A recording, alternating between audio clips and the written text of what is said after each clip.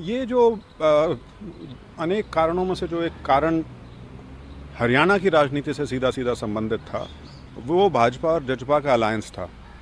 और ये बात हम पिछले करीब 1.25 साल से निरंतर पार्टी फोरम पे और पब्लिक में भी बोलते आए हैं कि ये अलायंस जो है ये बड़ा घातक है। ठीक है, कन्वीनियंस के लिए, सुविधा के लिए, एक सरकार को चलाने के लिए बना हुआ है, लेकिन अब बहुत हो चुका। इससे आप अपना पीछा छुड़ाइए, नहीं तो ये आपको राजनीतिक तौर पर बहुत हानिकारक साबित होगा। शायद ये बात किसी को समझ में नहीं आई या जानबूझ के नहीं समझना चाहते थे, क्योंकि चली व्यवस्था एक बनी हुई थी, सब उसमें खुश थे।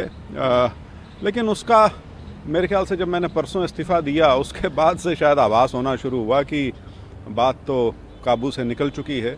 और अब ये आपाधापी की एक स्थिति बनी हुई है, जहाँ पे अलायंस पार्टनर से किनारा कर लिया गया है और पूरी सरकार का पुनर्गठन किया जा रहा है। लेकिन मेरा ये मानना है बहुत देर हो चुकी है इसके लिए। जो वोट दिया उसके बाद इस तरीके की गतिविधियां होना लगातार, उस पर लोकसभा चुनाव का किस तरीके से इम्पैक्ट पड़ेगा? नहीं, बिल्कुल। देखिए, पार्टी को मुझे इस पूरे घटनाक्रम से लगता है कि सच्चाई ग्राउंड पे जो वास्तविकता थी उसका आभास था, लेकिन वो उसको देखकर भी देखना नहीं चाह रहे थे।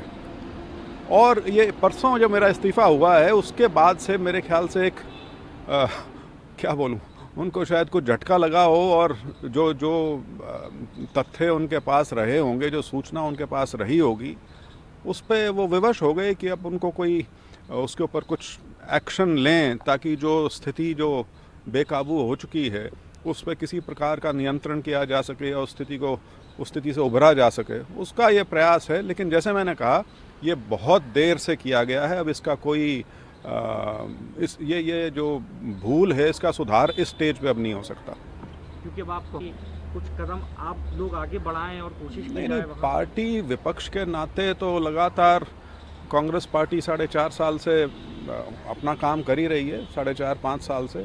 लेकिन ये जो घटनाक्रम है, ये तो जो गठबंधन और भाजपा के अंदर खुद जो एक कमज़ोरी आई है, उसकी आज ये कह सकते हैं कि उसका पटाक्षेप हुआ है। तो फिलहाल तो जो घटनाक्रम है वो इसी ओर दर्शाता है कि आने वाला लोकसभा का चुनाव हरियाणा में जो है वो भाजपा के लिए, जो वो सोचे बैठे थे या जो एक प्रचार किया हुआ था, उन्हें भी स्थिति से वो अवगत हैं। उन्हें पता है कि ग्राउंड पे, ज़मीनी स्तर पे ऐसा कुछ नहीं है जितना वो माने बैठे हैं। नाकामी किसको देख रहे हैं सर इसमें? क्या राज्य लेवल पे देख रहे हैं या केंद्र लेवल पे देख रहे हैं? नहीं, उसमें मैं उस नाकामी को मैं चिन्हित क्यों करूं? नाकामी जग जाहिर थी। कोई बीजेपी का कार्यकर्ता, नेता, छोटा बड़ा ऐसा नहीं था जो इस गठबंधन से खुश हो। लेकिन उसके बावजूद, जैसे मैंने कहा, क्योंकि सुविधा का था, सब राजी थे उसमें तो सब राजी थे, चल रहा था। ये सोच के बैठे थे कि सब कुछ ठीक ही रहेगा। वो कहते हैं कि बिल्ली को देखकर कबूतर अपनी आंखें मूंद लेता है, तो वो स्थिति बना रखी थी। वो अब पर्दा हटा है, तो आपके सामने है जो कुछ हुआ।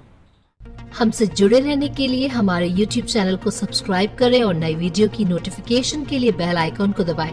अगर आप ये वीडियो Facebook पर देख रहे हैं तो लाइक जरूर करें और ज्यादा से ज्यादा शेयर करें। धन्यवाद।